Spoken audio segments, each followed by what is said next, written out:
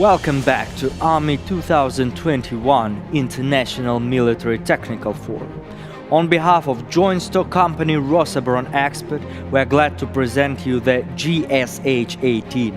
This new generation personal weapon concentrates the latest achievements in the design and production of this weapon class.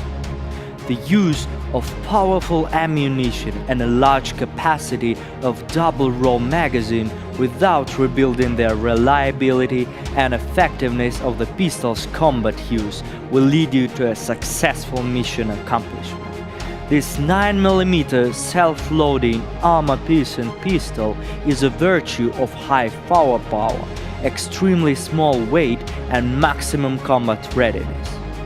The GSH-18, together with 9x19mm armor-piercing cartridge 7N31, supersedes all the counterparts in its capability to engage protected targets.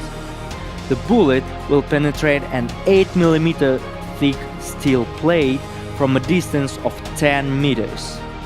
With an automatic fuse, the pistol guarantees the safety while carrying with a high combat readiness. GSH-18 has a unique resettable magazine release button that allows both the left and the right-handed shooting, making it convenient for any owner.